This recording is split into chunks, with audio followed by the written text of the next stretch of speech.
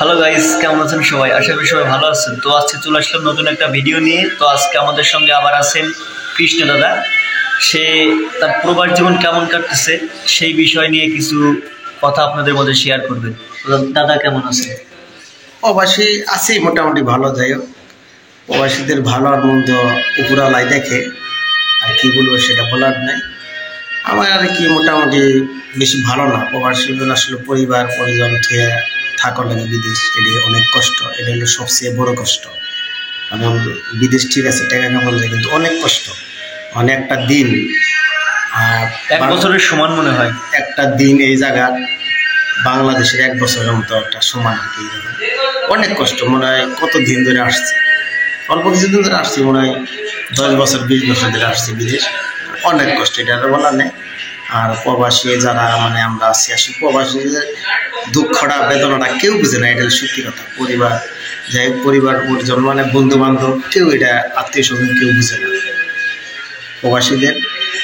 মানে সবাই বলে পরিবারের থেকে খালি টাকা দিই টাকা দিই, টাকা মানে টাকারে ভালোবাসে প্রবাসী ছেলে মেয়েকে, মানে কেউ ভালোবাসে না, এটা সত্য। প্রবাসীদের এটা হলো বড় কষ্ট। আর মানে টাকা কাজের জন্য মানে শত শত কোটি কোটি মাইল থাকে আসলে, এটা হলো বড় কষ্ট।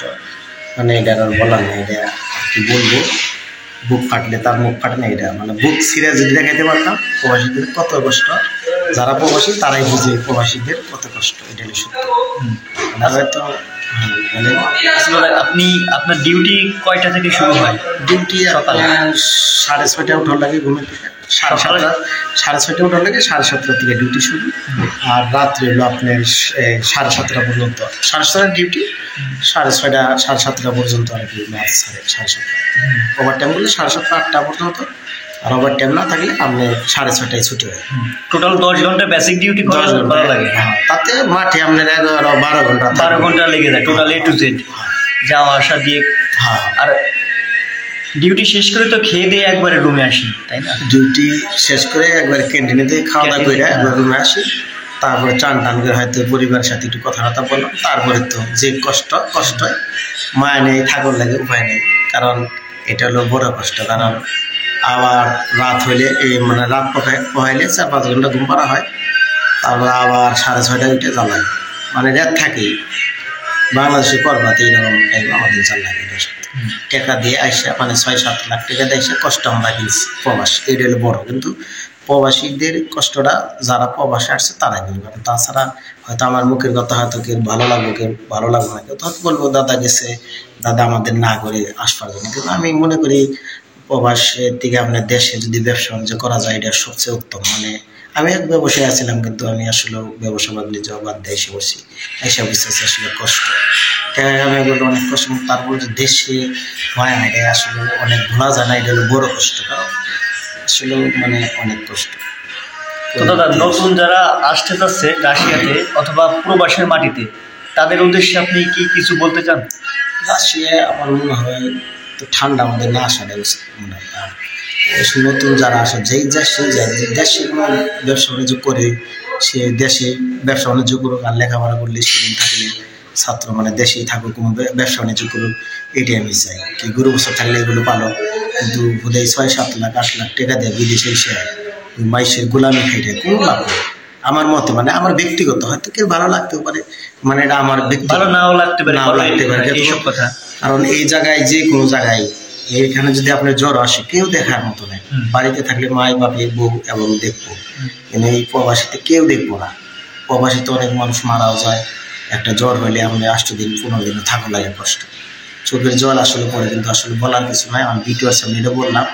আমার আসলে ওটা ওই মুভমেন্ট আসলে আমার নেই, কারণ অনেক মানুষ প্রবাসীতে এসে মারা যায় না সত্যি করে। তো উপরালায় ভগবানে যা করে কি আল্লাহ যা করে এই সত্যি। কিন্তু মানে এটা সবার, হিন্দু মুসলমান যাই হোক, এটা সবার জন্যই বললাম। মানে এটা বলার কিছু নেই। দেশে ডাল ভাত খাওয়ালে হাঁক ভাত খাওয়ালে যথেষ্ট। ইলিশ মাছ খাওয়ার জন্য, রুই মাছ খাওয়ার জন্য প্রবাসী যাই এই 6-7 বছর 10 বছর জীবনটা বিসর্জন দেওয়াটা এটা কঠিন। আর জৈবন থাকলে জৈবনের মূল্য যদি না দেয় কেউ, এটা কিন্তু বুঝা গেলে ওই টাকাই হয় না। এটা হলো সত্যি, যেটা যারা প্রবাস থাকে তারাই জানে এটা কষ্ট। আচ্ছা দাদা, আপনার কত লাখ টাকা টোটাল খরচ হয়েছে এবং কয় মাস লাগতেছে আপনার এই খরচটা তুলতে?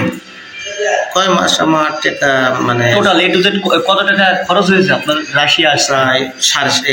প্রায় 7 লাখ টাকার মতো। 7 লাখ টাকা। তো 6.5-7 লাখ টাকা দালালে 6.5 লাখ নিচ্ছে, আর 6,50,000 টাকার আর মার্কেটে তো 7 লাখ টাকা পড়ছে। তাতে আমার 1 বছর প্রায় লেগে যাবে, 1 বছর আগে হবে না। 1 বছর আগে হয়ে গেছে। ওই 60-70-80 হাজার এরকম বেতন। কিন্তু 1 বছর এটা কমসে কম যে দেশেই যা আপনি 1 বছর যে কোনো দেশে মানে বেশি টাকা লাগলে বেশি টাকায় বেতন পাবেন, কিন্তু ওই 1 বছরে লাগবে যে কোনো দেশে। 1 বছর হয়তো 1.5 বছর লাগে কত এইটা আর কি। আর যে নিজের টাকাটা তো বিদেশ আসে না, এই ঋণ টিন করে খেত গরু বাছুর থুয়ে আইনে বেঁচে টেচে আসা না, এটা হলো বড় কষ্ট। এটার জন্য আমি বলি, কারণ কেউ ঋণ টিন করে আসবেন না।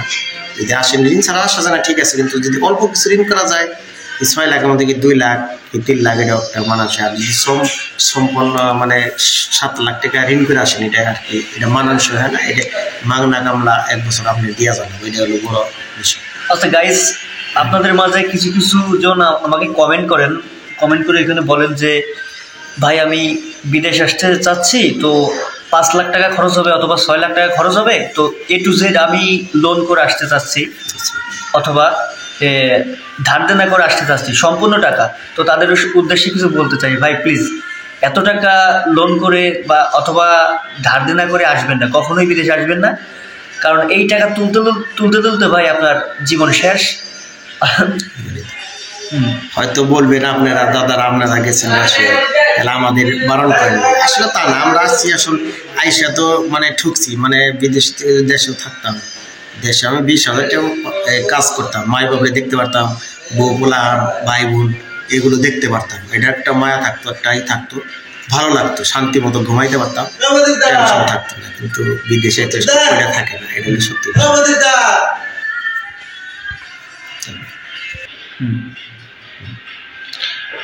পরিবারকে ভালো রাখার জন্য আসলে আমরা এত প্রবাসীরা কষ্ট করতেছি। যতই কষ্ট হোক পরিবারের জন্য আসা হয়েছে বিদেশ। যাই হোক, মানে প্রবাস জীবন তো অনেক কষ্ট। কোনো প্রবাসী চায় না পরিবার সবার পরিবারই যেন ভালো থাকে। নিজে কষ্ট করি, নিজে বরফের মধ্যে বরফ সাপ টাপ করে অনেক কাজ কাম করে কালি টালি করে রং টং করে কাজ করি, শুধু পরিবারের জন্য, নিজের জন্য না। নিজের জন্য হলে তো আমি দেশেই থাকতে পারতাম।